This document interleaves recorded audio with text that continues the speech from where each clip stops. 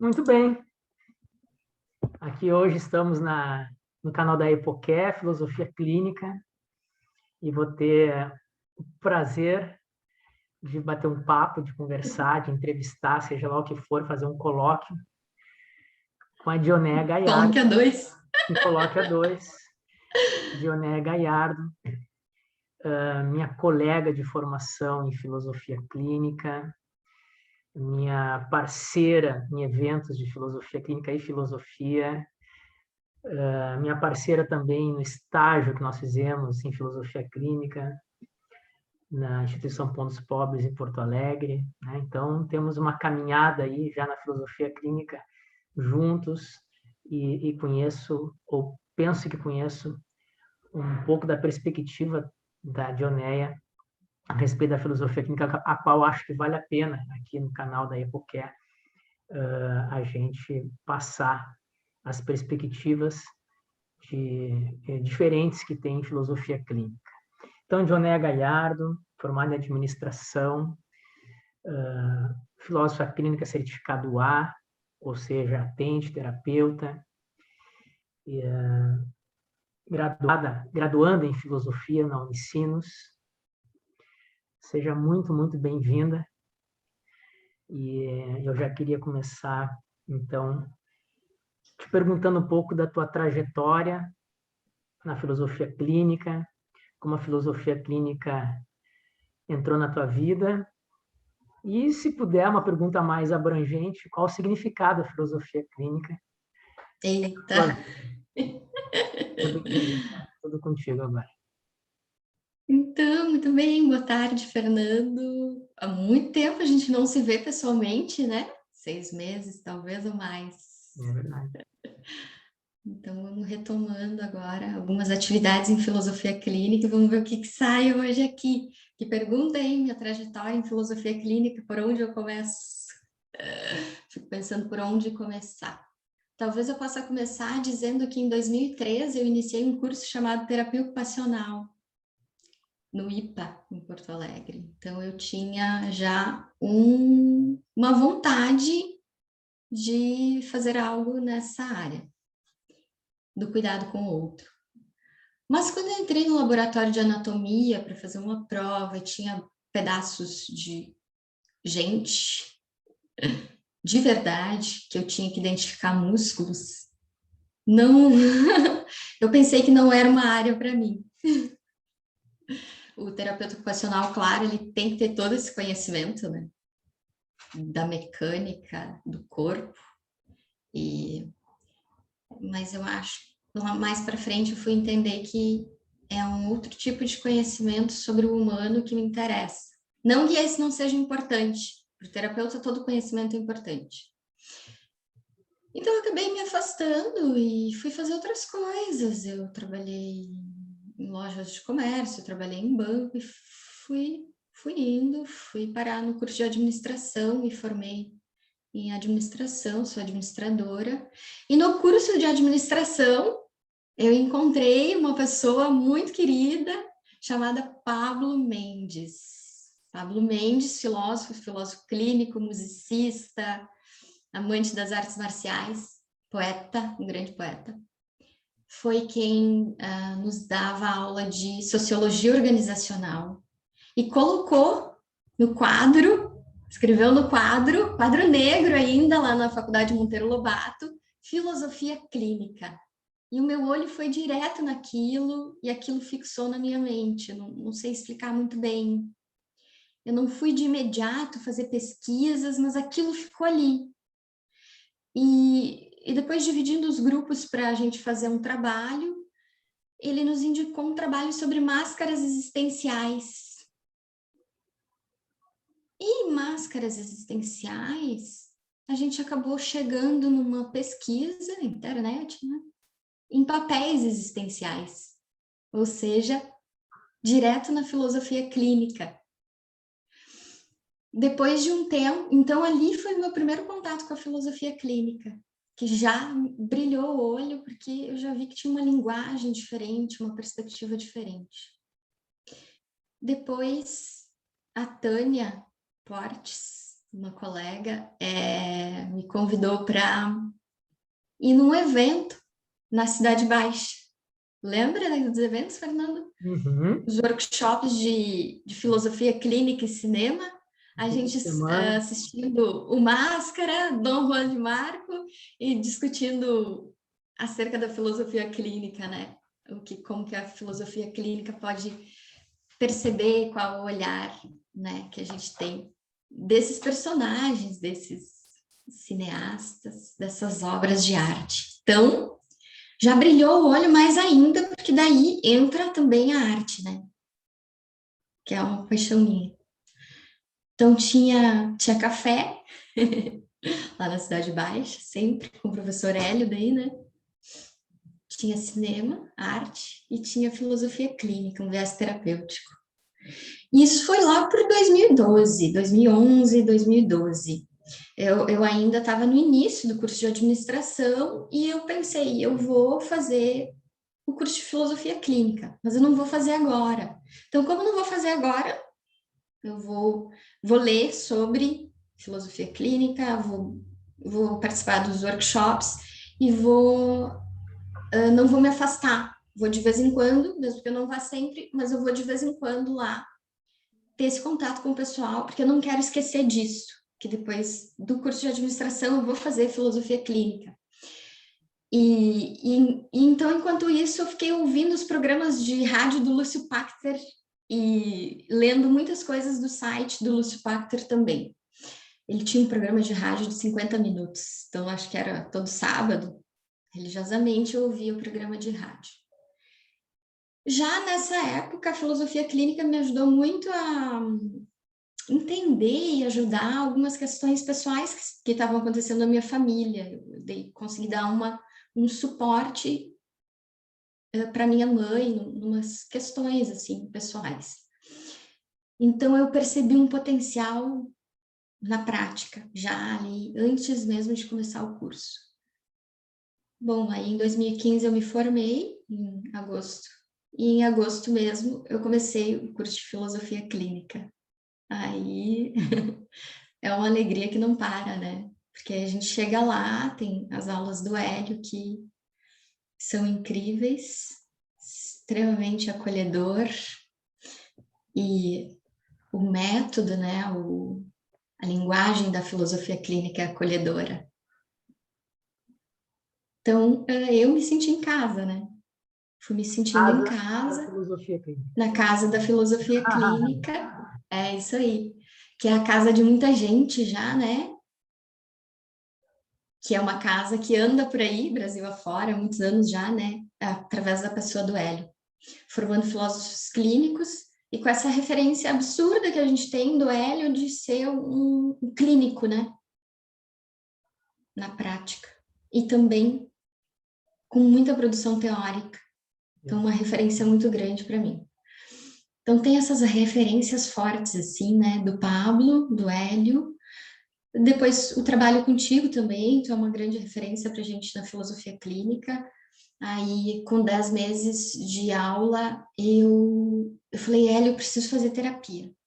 Mas eu preciso atender, porque tudo bem, eu entendo tudo o que tu diz, eu entendo, é fácil para mim entender, mas como que vai ser na prática? E quando a pessoa estiver na minha frente, o que eu vou fazer? Como eu vou reagir? Como que vai ser essa interação? Eu preciso saber na prática. E foi aí que eu comecei o meu estágio, né? O meu pré-estágio, que é a clínica pessoal, e paralelo a isso, o Hélio me autorizou a começar um estágio contigo no Pão dos Pobres, que aí foi uma experiência incrível que a gente teve lá, né? Aí foi realmente a prova de fogo, né? E tipo, nascemos para isso ou não? É isso mesmo ou não? Sim, a gente viu que era isso mesmo. Eu lembro de uma vez que eu narrei na minha clínica para o Hélio, parece que eu colocava, quando eu entrava no portão ali do Pão dos Pobres, parece que eu estava vestindo uma roupa diferente e que a gente pode traduzir isso como um papel existencial, né? Que é o que acontece. Ou quando a gente entra em clínica e atende alguém, Ou quando a gente liga a câmera e está atendendo um partilhante online, né? Parece que o mundo para e se reduz aquilo ali, né? Aquele quadro, aquela cena, aquela interação. Então, o significado da filosofia clínica, para mim, é enorme, né? Porque foi uma mudança imediata de carreira, começando por aí, né? Não sei Dioneia, se eu respondi claro tudo. que sim. Eu acho que tu teve a mesma sensação que eu tive. Eu tenho a sensação que eu sempre faço muito esforço para tudo na vida. Eu Sim. sou muito epistemológico, eu preciso saber tudo, eu preciso... É tudo com muita... Não digo dificuldade, mas com muito trabalho. Só duas coisas na minha vida que eu senti que as coisas encaixaram com mais facilidade, que foi jogar tênis, desde criança, e ser filósofo clínico. Essa sensação de estar no Pontos Pobres, e esse é meu papel existencial, quando eu saía de lá, a gente atendia um monte, tarde toda, e cansativo, mas eu saía energizado de lá. Parece que a coisa encaixou de uma forma assim, né? Não sei se é mais ou menos o que aconteceu contigo, quando tu percebeu que, né, ajudando teus familiares, pô, isso aqui tem uma coisa a ver comigo. E quando entrou nesse papel existencial na prática, nunca mais saiu, né? E eu até queria te perguntar isso. A gente sabe por história nossa, por conhecimento das pessoas que passam na filosofia clínica, da turma anterior a nossa, outras turmas, que chegar onde tu chegou é muito difícil. Dar esse passo de, eu vou atender. Porque a filosofia clínica foi feita pelo Lúcio Pachter visando a prática. Os conceitos filosóficos são emprestados à filosofia para serem colocados em prática. Então, filosofia clínica se aprende na prática, não é teoria. A teoria inicial, depois, o resto é a prática que vai ensinar. E requer uma certa coragem, ou seja, uma busca que tenha uma emoção, uma paixão muito grande para dar esse... Não é fácil, a gente vê como as pessoas param aí. Ou não dão esse passo, ou dão esse passo e não vão adiante. E tu deu esse passo, está nesse lugar, que é um lugar difícil na filosofia clínica. Eu acho que para muitas terapias, mas na filosofia clínica é muito difícil, porque não tem nenhuma teoria que te sustente. É colocar a cara mesmo, né, da gente lá à frente ao partilhante. Como é que é para ti esse passo, né? Porque eu também como orientador e vendo ele e outras pessoas orientando, a gente orienta 10 pessoas e olhe lá, consegue dar esse passo, ir para frente, praticar, e depois dessa prática ainda conseguir se firmar como partilhar, como filósofo clínico. Isso foi um passo natural para ti? Como é que foi essa entrada como terapeuta, esse passo tão complicado de dar, né? Sair da teoria, entrar na prática e firmar essa prática como um ser terapeuta e continuar nesse papel existencial? Como é que foi para ti? Inevitável. Muito bom. Tá na ordem do inevitável. Não consigo evitar. É um impulso muito forte que eu acho que eu já tinha, né, desde criança, porque eu preciso ver as pessoas melhor.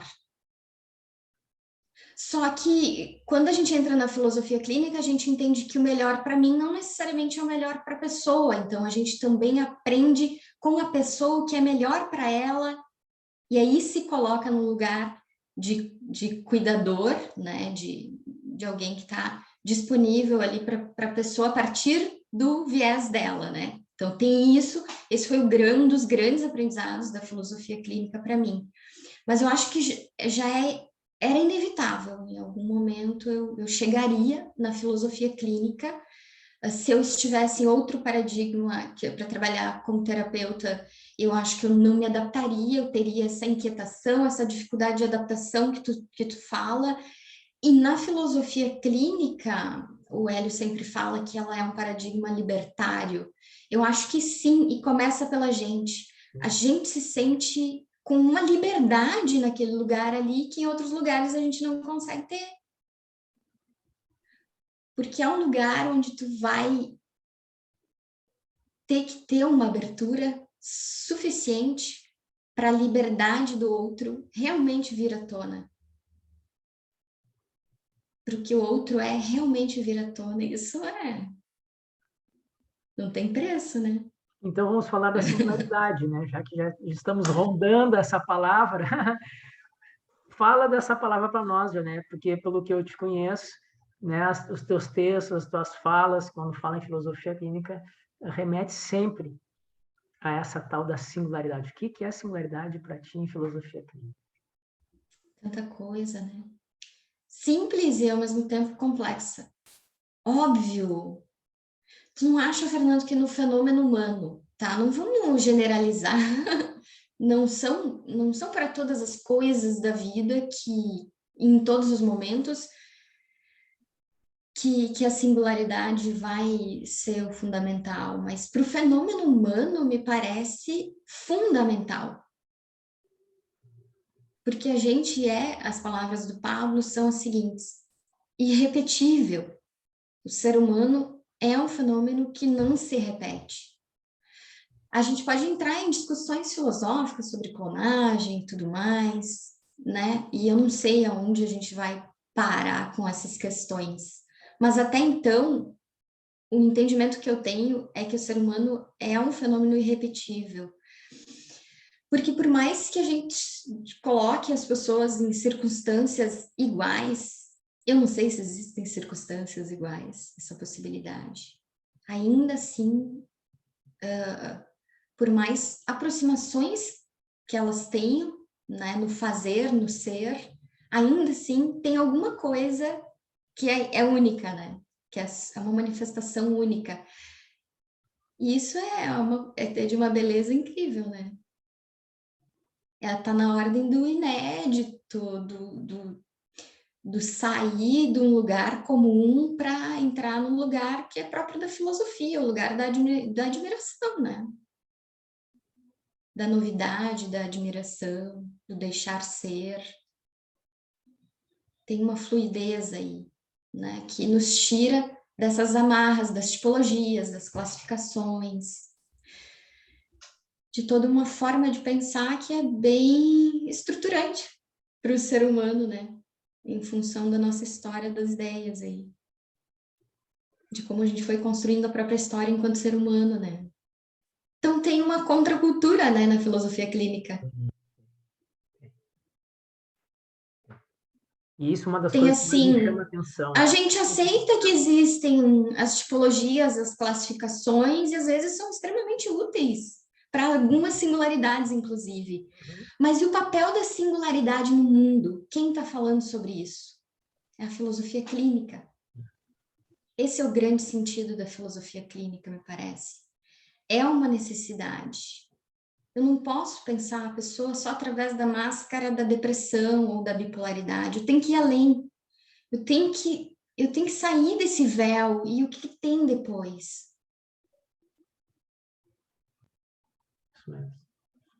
Às vezes o partilhante aceita essas denominações, mas nós, enquanto terapeutas, através da metodologia, enxergamos além disso. Isso. Mesmo que a gente use as mesmas palavras e que essa pessoa use e fale da depressão dela, mas nós vamos estar enxergando além da depressão.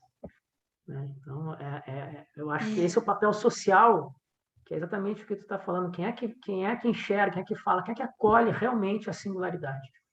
A filosofia clínica. E é um desafio, porque a singularidade do outro nos desafia o tempo todo, nos desacomoda, nos incomoda, inclusive, né? Porque é muito mais fácil eu liderar um grupo de alunos e querer enquadrar todo mundo no mesmo sistema. Mas será que isso realmente é o melhor? É possível? E a manifestação daquele serzinho ali, querendo ser alguma coisa, o quanto eu não estou tolindo, boicotando, não sei, enquadrando.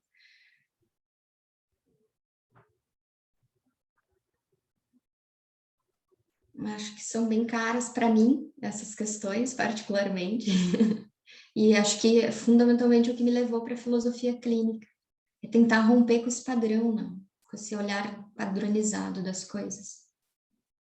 É libertador para nós, filósofos clínicos, em primeiro momento, que nós temos que que pensar assim o fenômeno humano, quer dizer, nós temos que romper com a gente mesmo, primeiro lugar, Isso. na formação.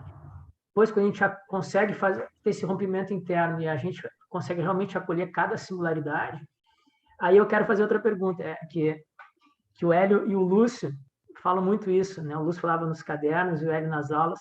Quando a gente consegue acolher o fenômeno humano, tem uma estética aí. E quando eu falo em estética, eu estava falando com outra pessoa que te conhece esses dias bastante, eu acho que eu posso falar o nome dela, Ancine, né? Ela está no curso de formação de filosofia clínica. E assim, ela falou a palavra estética, assim, quando alguém fala estética, a primeira referência que eu tenho é a Dionéia. A Dionéia, ela tem a percepção filosófica do mundo pela estética, né?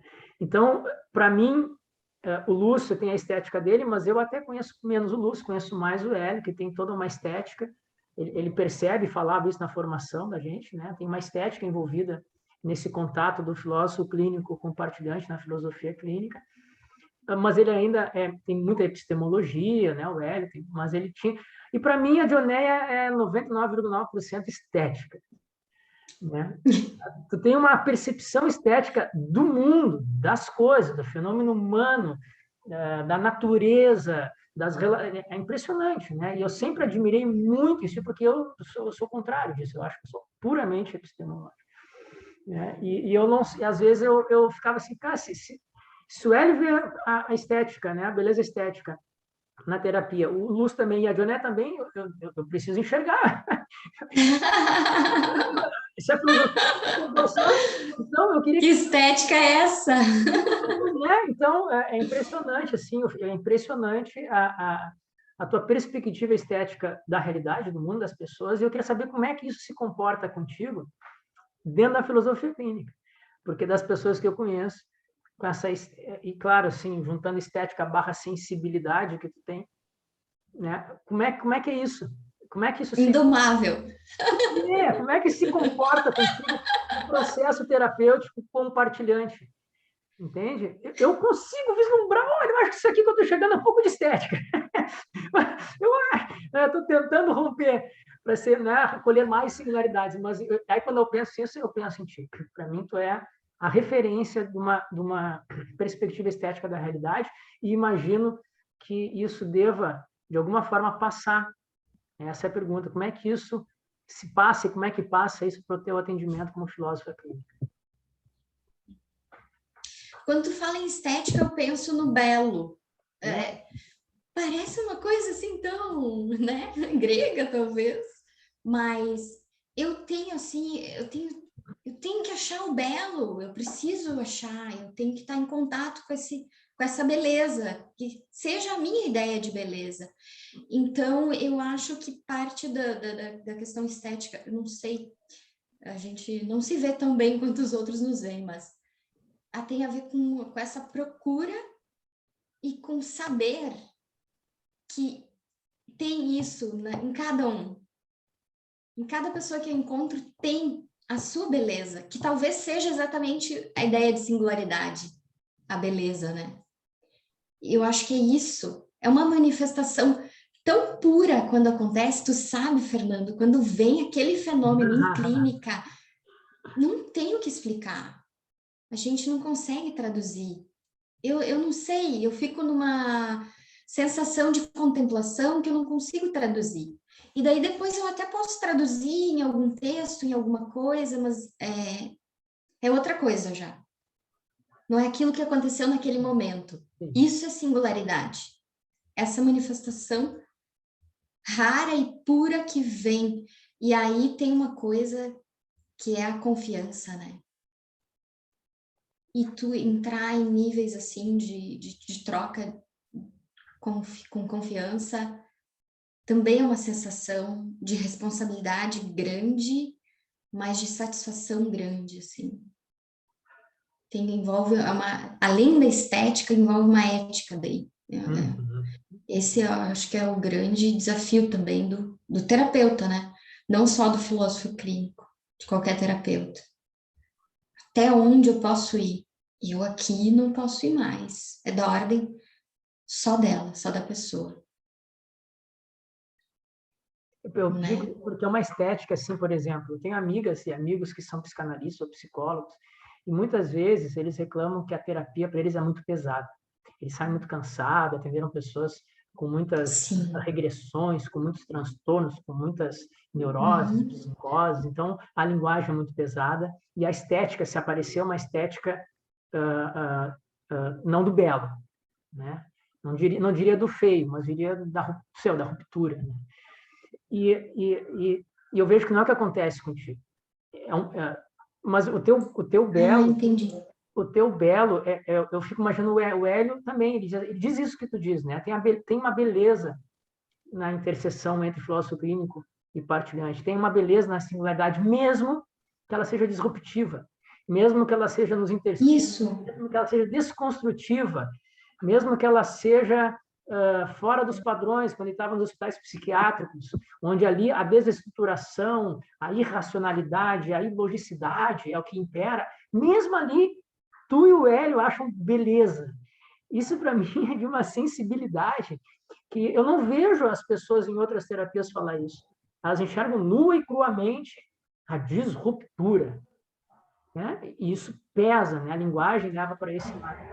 E tu não, Johnny, entende? Então, e nem o Hélio, vocês enxergam nessa desestruturação, nessa singularidade corrompida, sofrida, nesse movimento, uma beleza. Eu acho isso de uma É sensibilidade. porque é lindo, Fernando. É lindo quando tu perde alguém importante na tua vida e tu pode manifestar. Tu não está sendo contido por um sistema, por um remédio. E aí, quem está perto, que se vire em acolher. A pessoa precisa se expressar, e por que não? Do jeito dela. Claro, existem regras sociais que são necessárias para a vivência, né? Não vou. Ninguém quer que alguém mate o outro ou se mate, né? Eu, né? Pelo menos não quero isso. Mas um certo morrer de alguma forma metafórica, colocando, expressando alguma coisa que está ali dentro e que precisa sair da forma que a pessoa consegue,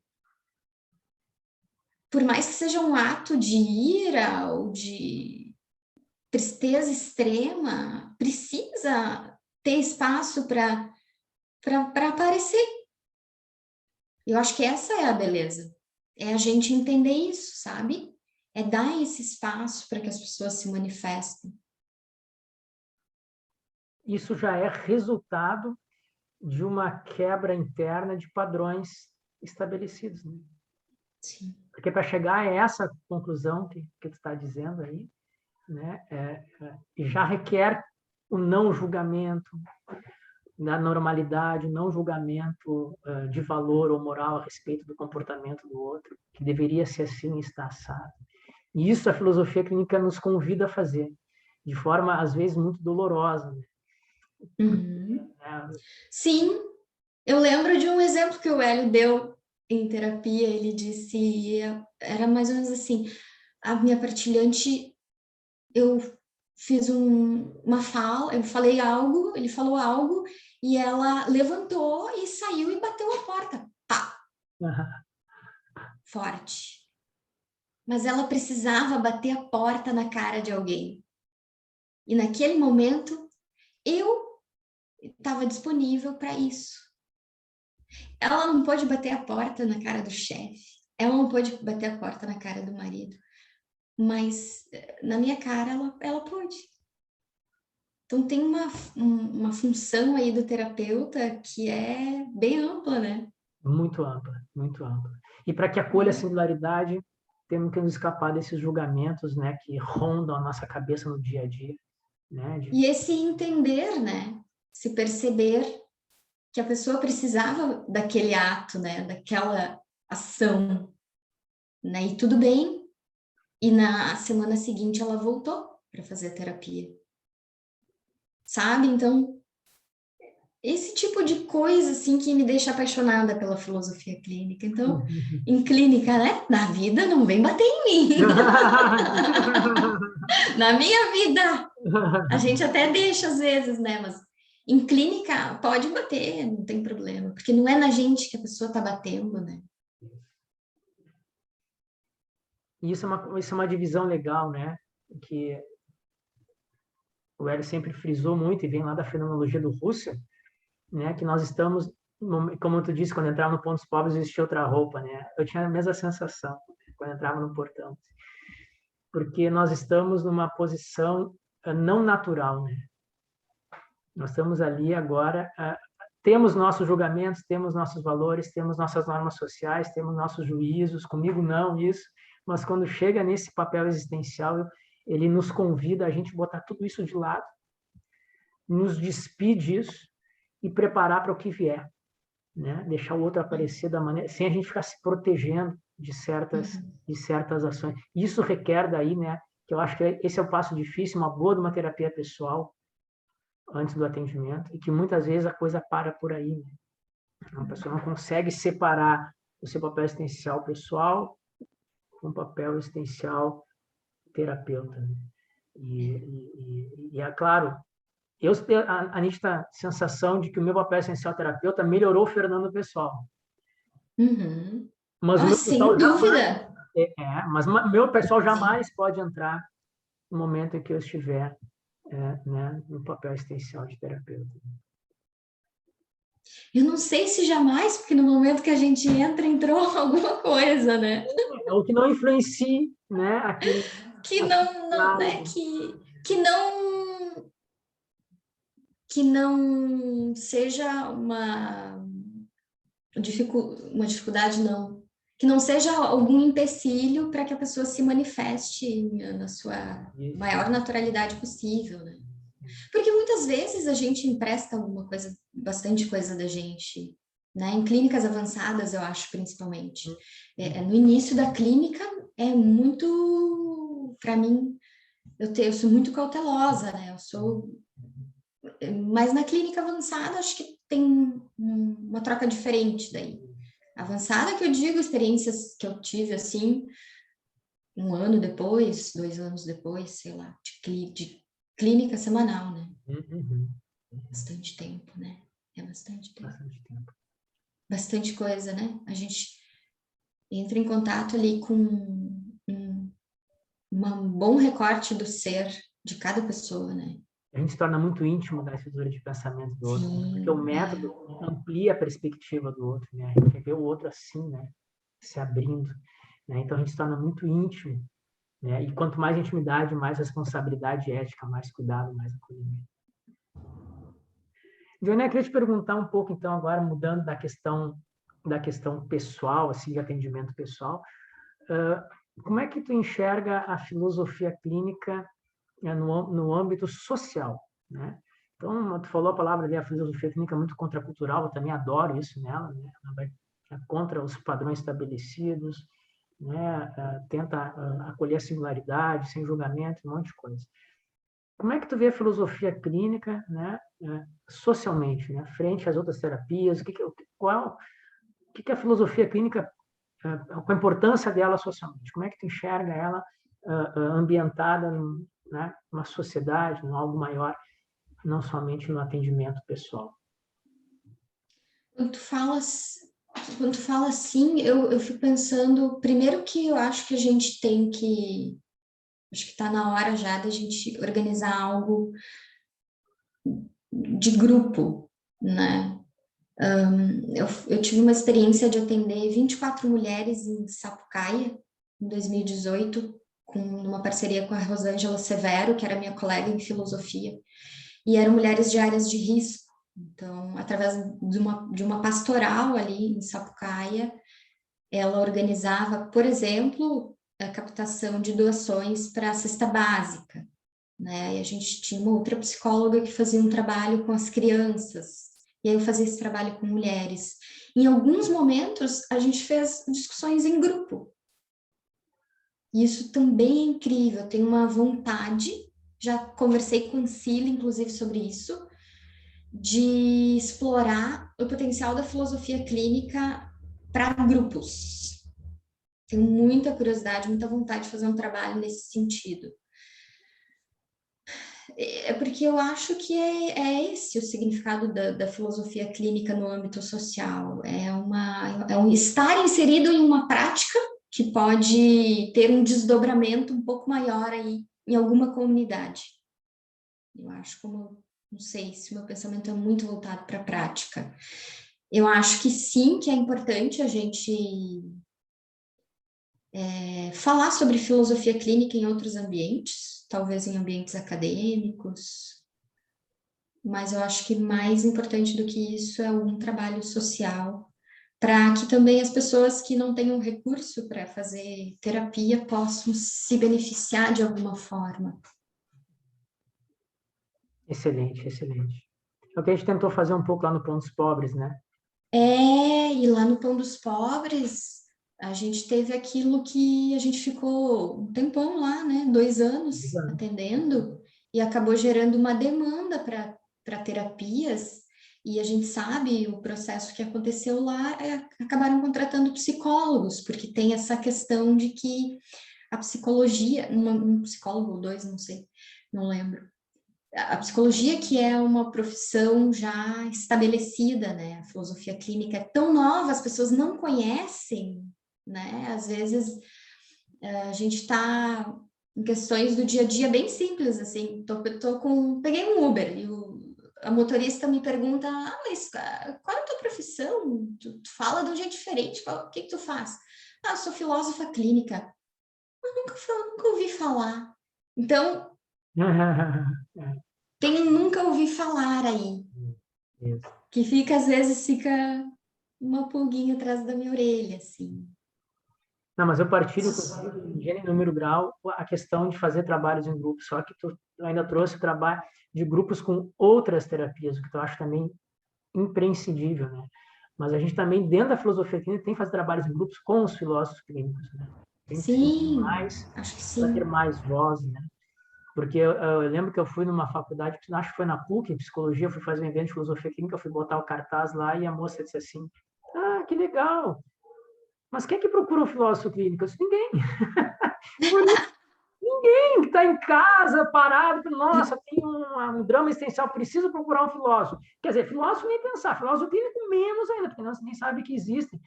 Então, É isso, realmente, ninguém vai nos procurar. A gente, isso. né, tem muita coisa na frente, então nós precisamos, e eu partilho contigo a importância da filosofia clínica nos diálogos dos fenômenos humanos em qualquer área, seja empresarial, seja social, né? Qualquer área. Né? A gente tem que se inserir lá, mas para isso a gente tem que começar a andar em grupo, para a gente ser ouvido, né? Eu Fundamentalmente. lembro de uma vez que tu deu uma palestra lá no IPA, a convite do Clayton, né? E tinham muitos alunos da psicologia e que tinham... Cada aluno da psicologia trouxe um olhar diferente. Foi bem rico Foi. aquele dia. Isso, sim, eu acho que vale muito a pena esse tipo de troca. Por Eu isso que nós acho vamos fazer que... agora, então, dia 25, né, Toné? Ah, Um evento verdade. em Vamos Novo lá, Hamburgo, vamos começar. vamos começar a se mexer, né? Arrecadar mais filósofos clínicos aí que queiram nos ajudar a propagar a filosofia clínica aqui na região, pelo menos, né? Do Sul, aqui, Porto Alegre, região metropolitana. Estou tentando também nos lugares que a gente tive acesso, né, no Rio de Janeiro, São Paulo, ver se algumas pessoas abrem lugares para nós lá, para a gente começar a mostrar que a gente existe, que temos um Lembrando outro... que a Epoqué, né, Fernando, é um coletivo de filósofos clínicos com a liderança do Fernando Fontoura, mas que tem a minha presença e tem a presença de 3 filósofos clínicos lá do Rio de Janeiro, né? É o Ângelo, Paulo Alves e Fabiano Santos. Então, sim, acho que dá para incentivar e apoiar Exatamente. os guris a fazer, É o que eu estou fazer procurando, algum evento. isso que eu estou procurando, só arrume lugar aí que eu dou um jeito de ir, a gente vai fazer eventos presenciais novamente, para botar a filosofia clínica como uma opção à escolha das pessoas, está dentro do menu, pelo menos. Uhum, Né? isso é. Então, eu queria te fazer uma última pergunta, Dioneia. Agora saindo um pouco da filosofia clínica, mas raspando nela. E a filosofia? O que é a filosofia, na graduação em filosofia na Unicinos, que também, né, colegas de Unicinos, o que ela agrega para ti, existencialmente falando na Dionéia, e qual o papel da filosofia, se ela conversa, o que tu acha com a filosofia clínica e se ela, de alguma forma, te ajuda enquanto terapeuta? Ajuda muito, sim. Inclusive a gerar um caos ali, né? Que às vezes precisa para a gente não se acomodar em algum lugar aí. E além do mais, na filosofia a gente tende muito aos universais, né? E isso também serve para reforçar o papel da filosofia clínica. Dá uma bagunçada na cabeça às vezes, porque lá na filosofia tu precisa fazer um raciocínio em direção aos universais e na clínica ao singular. De vez em quando umas coisas batem assim. Mas ok, daí talvez lá para o mestrado a gente vai tentar entender o que fazer com esses conflitos, né? Não sei, acho que é isso. A filosofia tem cumprido um lugar de inquietação para mim hoje em dia. Bom, mas eu acho que a Muita filosofia ela satisfação, é inquietante. muita satisfação, porque a gente vai navegar nas origens da filosofia clínica, de todos os toques que o Lúcio Pachter foi dando e como ele foi ressignificando também, né? Então, a origem de alguns termos que têm um significado próprio na filosofia clínica, mas que são próximos do significado da filosofia, como as questões de fenomenologia, de hermenêutica, principalmente, eu vejo bastante identificação aí, mas também os problemas da analítica de linguagem, tem muita coisa, muita aproximação. Então, a gente vai aprofundando também. Daí, há uma complementação disso tudo que eu vou colhendo ali na filosofia, como teoria, e do que eu estou atendendo da minha prática, né? Eu vejo Acho que é necessário, assim, esse eu vejo complementos, no sentido caldeirão. o Fernando Pessoa, eu faço a leitura de mundo, a filosofia é muito boa para a leitura de mundo, né? Ai, sim, Leitura também. social, leitura política, uma ética, né? Então, eu uso muito a filosofia, as leituras filosóficas para as leituras de mundo, mas separo para a leitura do indivíduo a filosofia clínica. Então, elas não se chocam, elas estão né? Dois lados da mesma moeda. Se aproximam e se distanciam Uma olha conforme para algumas cada lado, né? questões. Uma não atinge o que a outra atinge. Uhum. Então, Ambas são mas necessárias, para mim, extremamente enquanto pessoa, ambas necessárias. são necessárias. Não consigo abrir mão de nenhuma delas. O problema é Não, quando né? né? Mais uma coisa, né? São poucas pessoas que o Hélio diz muito isso. Pessoas com graduação, mestrado, doutorado em filosofia que conseguem não deixar passar a filosofia para a filosofia clínica. Fazem quase um aconselhamento filosófico às vezes. A gente conhece muitas pessoas que isso aconteceu. Então, nós aqui conseguimos, de alguma forma, não sei porquê, conseguimos fazer essa separação que é saudável para ambos os lados, né? O Miguel também, doutorado em filosofia, e um grande filósofo clínico, Miguel Ângelo Caruso, né? Tu também, né? Eu consigo até hoje fazer essa divisão, assim. Mas não é fácil.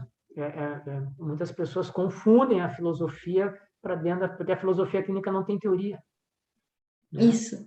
A teoria é o outro. Então, falta um apoio. Né? Falta o que Freud diria? Falta. Né? Não tem o que o Lúcio Pachter diria, que ele não diz nada, ele só nos apresentou um método. Então, as pessoas veem filosofia e acabam botando ela naquele lugar. E ali dá o atrito com a filosofia clínica. Mas, pelo jeito, contigo não. Tu consegue fazer assim. A gente vai levando algumas coisas para terapia pessoal. Outra coisa, né? Temos que fazer a terapia pessoal, não podemos parar, né? É verdade. É. Fundamental. Sim. E fora isso, continuar jogando tênis, né? A jardinagem, né? Eu fico plantando minha horta, flores, eu preciso de flores, plantas, tem que ter o florescer, né? Isso. Juné, quer falar mais alguma coisa, deixar algum recado? Por favor. Acho que é isso, convidar, não sei se a gente vai divulgar Claro que sim. essa conversa, mas convidar o pessoal para conhecer a filosofia clínica. A gente tem o site, o blog da Casa da Filosofia Clínica, a gente tem o site da Epoqué, tem o meu site também, joneagaiardo.com.br, que tem tem um pouquinho da minha história, e tem um blog também, onde tem textos autorais e tem textos sobre a vida, né? Tem algumas poesias do meu irmão ali, por exemplo, textos de filósofos clínicos, ainda estou, né, preparando o blog e alimentando o blog, mas tem conteúdo ali também. E é isso, eu acho que é uma área que vale a pena as pessoas conhecerem e interagirem através das possibilidades que a ideia de singularidade nos traz, e tudo que está em torno disso, né? A filosofia clínica também tem uma linguagem muito poética, então acredito que tenha uma identificação, né, com mais imediata para algumas pessoas do que para outras. Mas isso é muito evidente, né? Isso que eu percebi na filosofia clínica quando eu entrei, a relação estreita que ela tem com a arte, com a estética. Isso. As pessoas, né, fazem quadros, são pessoas de uma sensibilidade. Não são todas, eu não sou. Eu sou terrível epistemológico. Joga tênis. Eu sou de outra área, assim, mas é impressionante como as pessoas com a sensibilidade tua, do Hélio, do Lúcio, da Márcia Baroni, né, de outras pessoas que se identificam com a filosofia clínica por essa abertura estética que ela dá. É muito interessante, muito interessante. Não vamos esquecer que a tua estética está muito relacionada à escrita, né, Fernando? A minha, sim, então vamos dizer que tem uma estética aí. Tá bom, não vamos fugir da estética, não. Vamos ter que falar mais sobre isso. Pode deixar que eu vou te entrevistar. Tá bem. Então, eu vou deixar, Dioné, eu queria te agradecer demais. Quem quiser conhecer a filosofia clínica através do olhar da Dioné, do site, do blog dela, vou botar tudo na descrição lá do YouTube, para o pessoal poder te acessar. Vale a pena, tá? Vale a pena entrar em contato com a Dioné, conhecer a filosofia clínica através da percepção que a Dioné tem da filosofia clínica. Para mim, é um ganho. É um ganho, porque eu acho que ela explora esse lado da filosofia clínica, que é natural dela, porque eu acho que a própria EP do Lúcio, que também é um cara que gosta dessa estética, aparece no método, né? E tu consegue aproveitar esse lado. E eu acho que é um lado leve, é um lado libertário, é um lado belo da filosofia clínica, que eu acho que só a filosofia clínica tem. Então, quem quiser saber mais, por favor, entre no site ou no blog da Dioné, que eu vou deixar na descrição do YouTube. Muito obrigado. Eu que agradeço. Que conversa boa, hein? Fazia tempo que a gente não tinha uma conversa dessa, hein? Precisamos conversar mais. Também acho. Vamos nos unir. Atualizar os nossos pensamentos aí, fazer as trocas com outros filósofos clínicos. Isso. Próximo, então, a gente convida mais gente. Perfeito. Obrigado. Vamos fazer realmente um colóquio de filosofia virtual. Boa ideia. Vamos fazer. Só falta marcar. Boa. Obrigado, né? Obrigada. Beijo. Tá? Também. Beijo. Até mais. Tchau.